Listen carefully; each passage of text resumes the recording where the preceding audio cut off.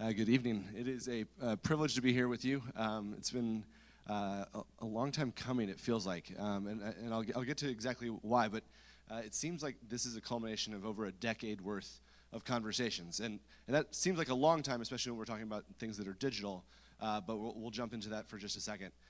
So just by way of introduction, I've found the easiest way to introduce myself is to point people to my Twitter bio, and the reason for that is that for whatever reason, and it's possible just because it's been a part of my life for the past 8 years, but I now think and speak in tweets. So if you happen to hear me say anything that sounds moderately smart, I guarantee you it's less than 140 characters long. It's the way that I take notes, it's the way that I communicate with people, and so it's a way that I even make decisions.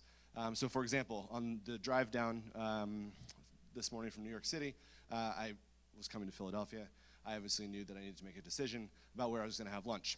So I asked Twitter, and Twitter helped me make a very important decision between Geno's and Pat's. I later, after having picked Pat's and posted a picture of that on my Instagram account, found out that it was a horrible decision, according to a handful of the people that follow me on Instagram, saying that that's only for tourists, which I am. But I have a new slew of things to try tomorrow for breakfast. So I'm excited about that. Cheesesteaks for breakfast, why not, right? And then the other, and this was actually even perhaps even more important or more interesting to me as far as thinking about this moment right now. I was thinking about this moment right now last night. And so I asked Twitter another question, and this was right before tip-off, and I was trying to decide who I was going to cheer for as far as how this conversation was going to go. Because there's the chance that a hangover might have been induced by a win or a loss, which was going to give us the best chance to have this conversation tonight. So with Twitter and in thinking about that, I wanted to just kind of think through how many people in here are on Twitter, just by show of hands. How many people have sent a tweet in the past hour? Okay. Everybody, feel free to send a tweet while I'm talking. I will take it as a sign that you're paying attention if you're holding your phone in front of your face. I'm a borderline millennial. I can claim millennial status if I want to. So it depends on who's in the room, whether I do or not. But to me, a phone in your face means you're paying attention. But speaking of last night, obviously, what a win. Sports Twitter is my favorite Twitter. My second favorite Twitter is political Twitter, and my third favorite Twitter is award show Twitter. These are conversations that are happening at such a pace that I feel like I'm able to stay on top of things faster and more engaged than anybody else that I know. I've spent the past, as I said, 7 or 8 years curating a list of 500 to 600 people that I choose to follow. I follow crazy extremists on both sides. I follow nutso Republicans, I follow nutso liberals. I follow Yankee fans, I follow Red Sox fans. I'm a Texas Rangers fan, so I definitely don't follow the Astros. But I do my best to try and balance the way that I get my news. And that's one of the ways that I've seen technology disrupt things. I view Twitter the same way that kings and queens in the olden days viewed their food tasters. That if enough people read that article first and didn't die, then it's okay for me to read it. And so as a result, I have not been to any newssite.com in over 5 years. I don't go to any of them, I don't check them, but if enough people are talking about a certain thing, I'll go sort it out. So I have a very low information news diet, but it allows me to, I think, be a little bit more efficient and savvy with what I choose to spend my time. So much now that we're exposed to, that we could spend our time thinking about anything and everything all of the time. We feel the need to care about everything. You don't have to. Not everything. And so it's one of the things that that I've thought a lot about, just as far as how technology has been disrupting even just what I choose to think about and what I don't. And in thinking about where kind of that all started, my dad blames the microwave. My dad blames the microwave in that for the first time ever, people are like, I don't have to wait? Like, not at all? Like, I can just push a button and eat? And in thinking about what that's done, and thinking about all of a sudden all of the other things that we no longer have to wait for, right? All the things that we used to wait for, that we don't have to wait for has been a really, really interesting trend, a really, really interesting speed at which that innovation has taken place. Because then all of a sudden, fax machines, and we no longer had to wait for things to come in the mail.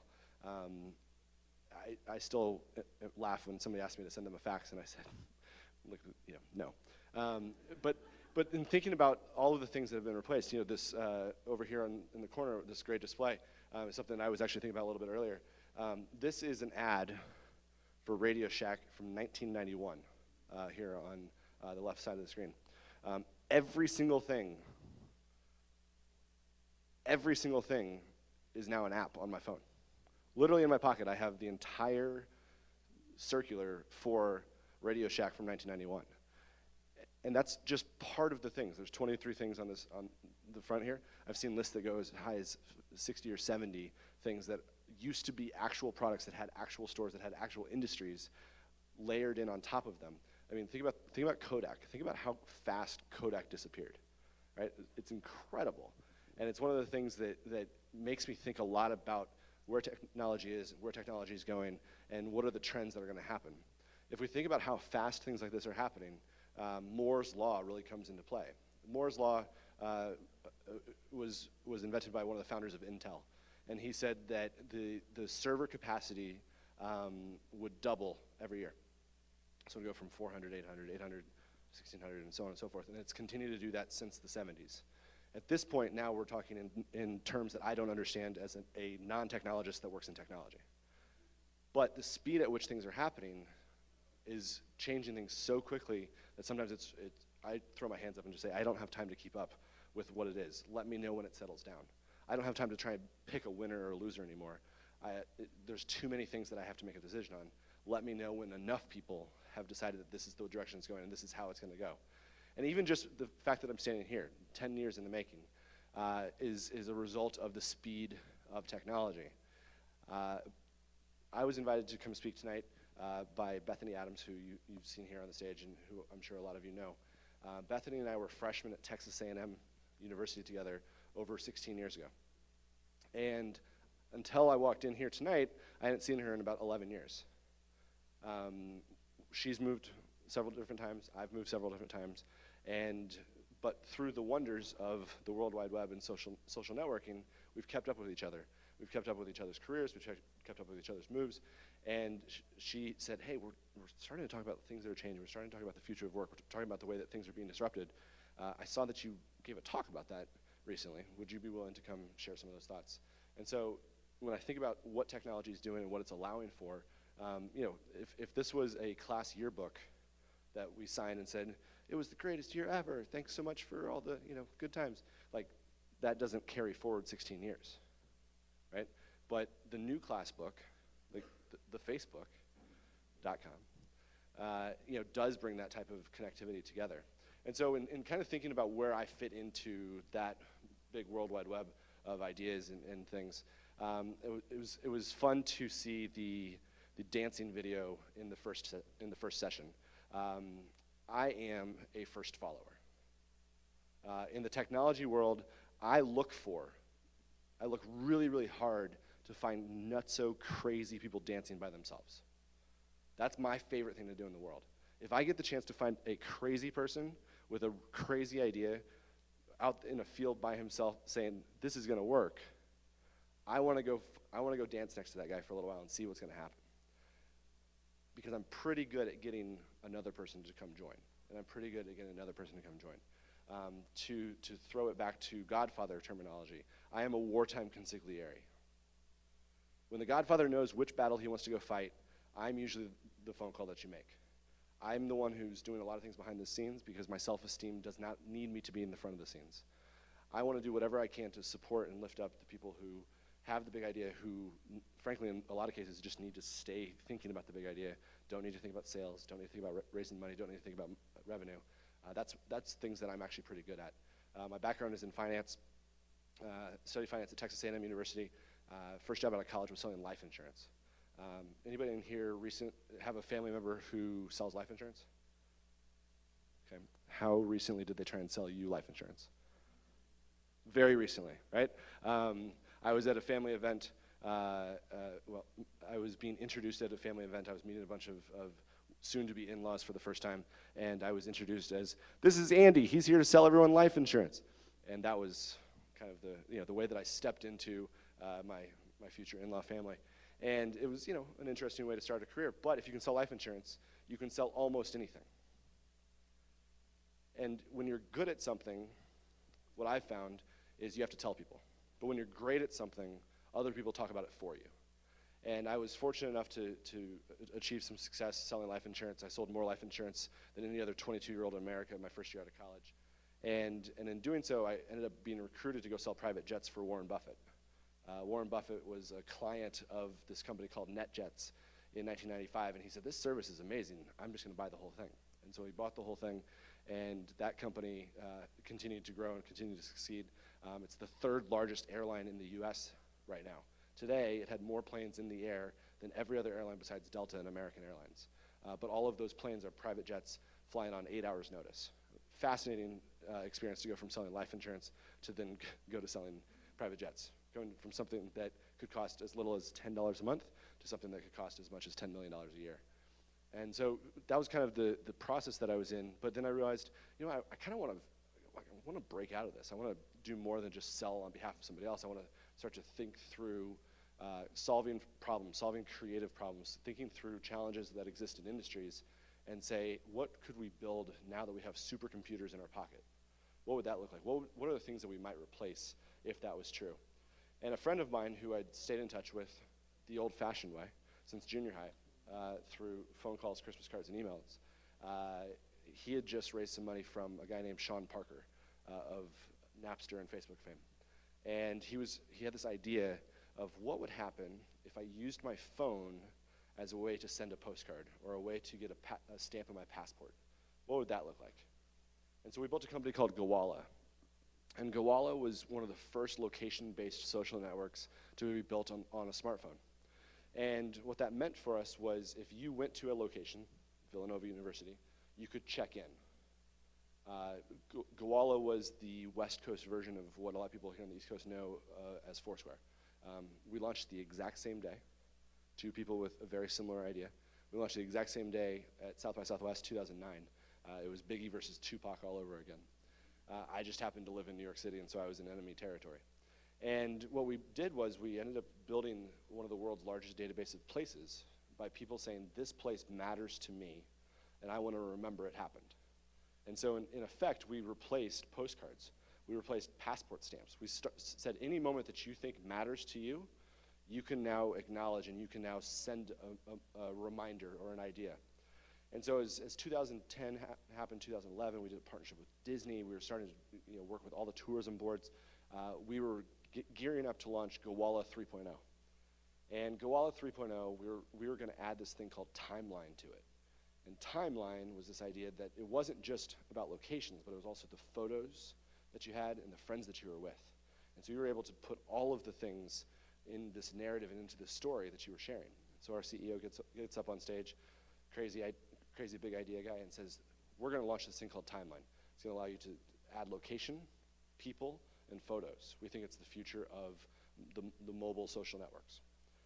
3 weeks later, another crazy guy with a little bit of a bigger network, known as Facebook, stood on stage and says, we're launching something called Timeline. And we think it's this amazing thing. It's going to be able to add location, photos, and who you're with. And so Facebook launched almost the exact same product that we launched. And so we had a conversation with Facebook and ended up being acquired by Facebook at the end of 2011. The interesting thing, first time that you're working at a startup and you get acquired, and acquisitions happen in all shapes and sizes, but you're unemployed. You have a little bit more money in your pocket, but you're still unemployed. And so all of a sudden, I'm like, wow, okay, success. Now what, right? And so I kind of said, okay, well, here's the things that I learned. Here's the narrative that I told. I learned that mobile was something that I wanted to continue to stay involved with. I liked the idea of disrupting existing analog businesses. And so I said, well, who else is out there doing it? What else is out there that's happening? And so a little company was coming out of Israel at the time called Waze. Now Waze started off as just a community-based project to build a better map of Tel Aviv. That's what it started off as. It was incredibly successful, but the question was, could it translate, right? There were no maps that you could license, so you had to start from scratch. And so the first time somebody downloaded Waze in New York City, Fifth Avenue was not on the map. Right? That's a challenge. But the reason for that was that there was no place that data existed that the Waze team could build. And so what Waze did was they turned every single person's smartphone into a map writer. And so if you drove down Fifth Avenue, you would get a note at the end of the day that says, looks like you drove down a large road today. What was it called? And if you chose to, you could type Fifth Avenue. And all of a sudden, you were the Christopher Columbus of Fifth Avenue. And for the first time ever, that now existed to the map. And then all the interactions, one ways, left-hand turn only, whatever it was, all of those things started to be able to exist. And so when I joined, we were about 12 to 15 million users worldwide. Incredible. And the map was really starting to come together. But as I said before, when you're good at something, you have to tell other people. When you're great at something, other people will say it for you. And it was 2012, and Apple had launched Apple Maps earlier in the year. Now, has anybody used Apple Maps this week? A couple of folks? Okay. Not very many people have because they're not very good. And Tim Cook said so at the October 27th meeting in front of the entire world. Everybody tunes in for all Apple events. He says, you know what, maps are hard. We tried and it's not quite where we want it to be. In the meantime, use Waze. Now, on the 26th of October, we had 100,000 downloads. On the 27th of October, we had 3 million. And it continued from there. We grew to 60 million users in less than a year after that moment. And were acquired by Google in the following summer. And so, exciting times, tremendously exciting times. Google, the largest map in the world, Google Maps, bought Waze, the #2 map in the world. And the teams came together, and it was a pretty impressive place to start. But again, I found myself unemployed. I found myself with a little bit more pennies in the piggy bank, but still thinking, okay, well, what's next? And so I went to send a thank you note to a friend who had introduced me to some folks at Bond. And I was telling my friend, I love writing thank you notes. My grandmother made a really, really big deal about thank you notes. 2 of my cousins did not receive Christmas presents for 3 years in a row because they refused to write thank you notes. Like it's like being disowned in the family. And so handwritten notes for me, background in sales, was always a very important thing. And so I was telling somebody about this, and he said, hey, you know what? I've had this other friend who agrees with you that handwritten notes are a lost art, but he also says I never have stationery, I never have addresses, and I never have a stamp. And so he said, well, how do you disrupt a handwritten note? And so we built a robot that writes our handwritten notes for us. And so we built a robot, company was called Bond. The first robot was named Giles. And what Giles would do is I would leave a meeting with an investor, sales meeting, whatever it was. I'd type out my thank you note, and I'd hit send. And Giles would reach over and grab my pen, reach over and grab my stationery, and write my note using the handwriting that I had picked. Now we have over 70 robots in our offices in New York City, and the company was actually just acquired last week. And so, again, pretty exciting times. With that company, I helped it get started. I kind of got it launched off the ground, and it was super fun. My business partner was ready to run and gun with it. And another company that I had been thinking about and had been advising was kind of starting to jump off the map. And so made the decision to let Bond continue on its path, and I'm extremely proud of what that team's done. But jumped over to a company that I've now been working on for 2 years called Basket. And what Basket is doing is something that I'm extremely passionate about, and I'm really excited to share with you guys tonight. We've spent the past 2 years trying to build a shopping list that tells you where to shop. So 91% of America shops with a shopping list. The average American household goes to the grocery store 3.2 times per week. On average, there is an available 36% savings, not using coupons, for every single time you go to the grocery store, simply by knowing the prices of stores nearby you that you may or may not already know about. the speed at which the prices change from any given grocery store, the speed at which brands are discounting their products, which the retailers are discounting their products, is happening so quickly that consumers are shopping blind and they don't have any idea what's happening. It's like driving down the road with a printed out map and hoping that the traffic doesn't change. Right? You have no idea why you're stuck in traffic now because you have a piece of paper, right? And everyone's shopping with a dumb shopping list. And so when we first started to try and tackle this problem, we said, well, we'll just go to the stores and we'll say, hey, stores, we want to build a smart shopping list that will help compare your store versus another store. What do you think? And I'm not going to repeat what they said, but it wasn't favorable, right? They said, no. We really don't think that would be something that we would be interested in helping you to do, because it'll put our prices right next to somebody else's prices. How on earth are we supposed to compete if we don't have the cloud and lack of transparency that our entire industry is built on? And so we went to the brands. We went to Coca-Cola and Budweiser and P&G, and we said, hey, wouldn't it be cool if we did this? And they said, yeah, that would be great. But we currently pay for that data and that information about our own products. We pay Nielsen and another company to go get that information from Walmart and the retailers. And we said, wait a second. And then we went to consumers, and consumers like, I don't know, I think I get the best price. And we said, well, what if we could tell you exactly how much you were overpaying by? Would that be valuable to you? And so we've worked with our community of over 25,000 grocery shoppers. We've crowdsourced over 1 million products. Every single thing that has a barcode, we now have information on. We've got 165,000 grocery stores in the US now online. And we have 1 billion prices active and live in the app right now. So if you were to, and I would encourage you to do so because it'll make me look good, download the app tonight and put this week's shopping list in there. What you'll see is every store close by that carries all of those products and at what price. Later on this summer, we'll actually be able to optimize it so you can say, I want to buy as many things online as I can, and the rest I'll buy in the store. So you can say, buy these 8 things on Amazon and buy these 10 things in the store. And so for the first time ever, a shopping list that will give you the options. If convenience is important to you, or if price is important to you, that's something that we're excited about.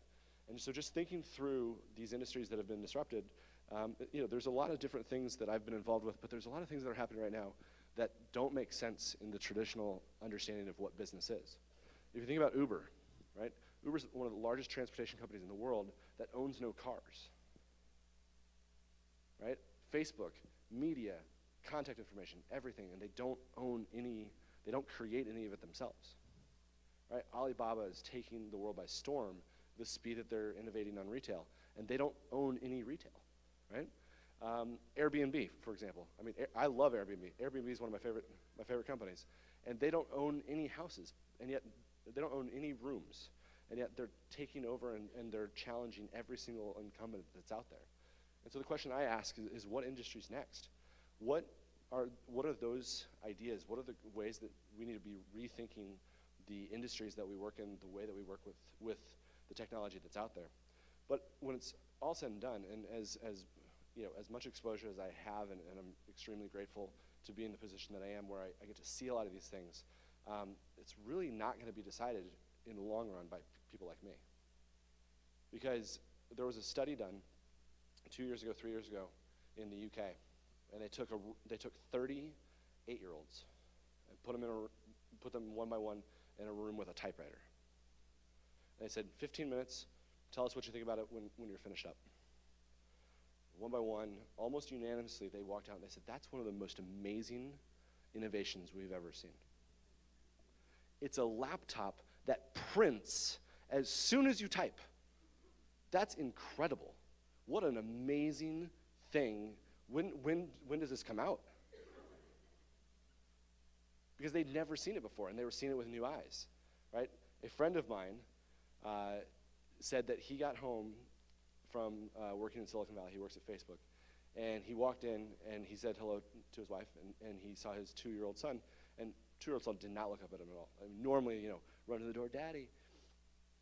He was fixated on I think it was a Sports Illustrated magazine that was on the coffee table. And he was sitting there, swiping his finger across the magazine, and he said, broken. He thought it was a tablet. he didn't understand what a magazine was, right? That's the lens with which looking at analog things, that's the lens with which the next generation that's coming up very, very quickly behind me and very, very quickly behind the people on my team are thinking about things, because they've never existed in a world where those things were not commonplace. This is an expectation. This is what they do, right? This is the way in which they think about things and the perspective that they're looking at things that we take for granted, right? And it's only going to continue to happen faster and faster, but it's going to happen in a way that I think that we're going to be able to see incredible new opportunities emerge, both for the people that are working on these ideas, as well as the way in which they choose to. Right? I have currently, I think I counted just because I was bummed that it's not me, but I currently have 7 friends who decided to take a year off. They didn't have like big wins. They didn't have like this, I just won the lottery or I just sold my company. They just said, you know what, I need a year because that's what I need. And they left and they're traveling. And that's pretty cool. And it's pretty fun, but it's very different when you think about the expectation. And I think that their expectation for themselves is they want to continue to learn new things, exciting things that are outside of their current understanding. And so in order to do that, they're taking drastic action. They're taking big ideas and they're making those next steps. And I think that that's something for me as an employer of people in the tech world of these incredible talents. There are some contracts that I have put out there where the guy's not working, right? He's an amazing developer, amazing designer, whatever it might be. He's not currently working. And I'm offering him I feel like it's a pretty good offer. And he's like, I'm not sure I really want to come back to work yet, because he saved up a little bit and gave himself a 3-month holiday. I have a friend who got somebody to come out of retirement, got this 28-year-old to come out of retirement, and as soon as he came out of retirement and started working for my buddy's company, Facebook, Airbnb, and Google doubled the offer that my buddy made. And the guy was like, well, if I'm out of retirement, I might as well make as much as I can so I can go back into retirement as soon as possible, right? And so just thinking about those type of trends, I think, is a really interesting piece of the future of work. And so in kind of thinking through the narrative and what I think is next, the 3 things that I'm paying a lot of attention to and I think is going to be the way to define the future, virtual reality. I think that's a really, really big deal. I already telecommute. With my past 4 companies, none of them have been based in New York City. I've been in New York City the entire time. I'm the only person that works in New York City. But everybody needs somebody in New York City when you're the sales guy, when you're the partnership guy, when you're the marketing guy. And so I have my office in New York, and I travel. Last year I went to San Francisco 16 times in the first 6 months. I've been on the road 55 days out of the 96 days so far this year. It's where I am right now as far as my life. But virtual reality is going to change that. Because if I can strap on a virtual reality headset and be seated at the table with my team, look to my left, look to my right, see folks, that's going to change. I think that that's a huge threat to the airlines, that all of a sudden business travelers are not having to travel quite as much because they're able to actually be in the room, see the thing, feel the thing, understand that piece. Artificial intelligence. 6 or 7 of my friends have made it through the beta process for something called Amy.ai. And what Amy is an artificial intelligence scheduling assistant. Sends emails, responds to emails, does all of your scheduling for you, so you don't have to worry about putting things on your calendar. Amy is so good at this that recently one of my friends tweeted, one of my friends who works at the artificial intelligence company, that Amy keeps getting asked out on dates. That's how real she is. And the first time first it was a little bit clunky at first, but now it's getting better and better to where you just send Amy an email and she knows how to put things on my buddy's calendar, and I don't even email my buddy. I'm just like, we're going to meet. And I just email Amy, and Amy knows who I'm talking about. And the third thing is 3D printing. 3D printing is really going to change the way things happen, especially in the developing world. In the same way that the developing world never lay hold of desktop computers or laptops, they went straight to smartphones. Similar things, I think, are going to happen for 3D printing.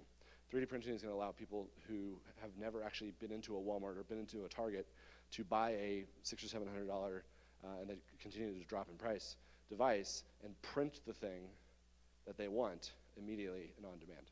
I think that's going to really open up a tremendous amount of doors. And so in thinking through where that kind of leaves us and what to do next. A friend of mine, a business partner of mine named Skinner Lane, recently said, in today's economy, if you can't learn how to learn new skills on your own, you're going to have to go back to college every 2 years in order to stay relevant. And I think that's a scary thing, because I had a great time in college. I enjoyed college. I definitely don't want to go back to college, right? And I think that the adaptability, being able to roll with the punches, to enjoy learning, to continue to invest in yourself, to build into yourself, to look for ways to push yourself outside of a comfort zone, to go find growth, is really what the future is going to look like. Because at the speed that things are changing, it's the only way that we actually have the opportunity to really double down and kind of fight for our place in the workforce, our place in the narrative that we're building. There's people out there that said there will be 2 types of jobs in the future: people who have computers that work for them, and people that work for computers. And I think that's a little bit extreme, but I don't think it's that far away from reality. That if we are truly honest, there is going to be more and more things that we can outsource to artificial intelligence and to robots, and to no longer have to have a human do them. But when that happens, the people that are going to make those decisions are people that are able to continue to think on their feet, that are continue to think outside the box, and continue to see the way things are as just that, the way things currently are. But the way things are going to be is going to be, I think, the thing that really sets apart the leaders and the followers in the future. And I think that that's the opportunity and the challenge. And so for me, the creative economy is just getting started, right? If you think about the fact that the internet has been mainstream for less than 20 years, it's not very long in the grand scheme of everything, right? And the speed at which it has changed everything. We're in maybe the first inning, right? We're in maybe day 2 or day 3 of where this is going. And I think there's a tremendous opportunity and a tremendous place for all of us to play on the go forward. And so with that, I want to leave you with 3 resources that I think might be of interest. For me, I love this conversation. For me, I'm fascinated by this. I'm fascinated by everybody's point of view. So on any social network that you can think of, I'm at Andy Ellwood. And as I said, I live on Twitter. Twitter for me is my favorite, but Instagram, Facebook, LinkedIn, etc. Exosphere.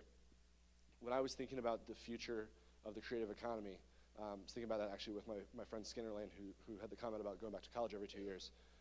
We started a creative economy think tank and boot camp in Santiago, Chile. So we do this 3 or 4 times a year, 8 weeks of creative boot camp, kind of hardcore rethinking how things go, where things go, and why things go.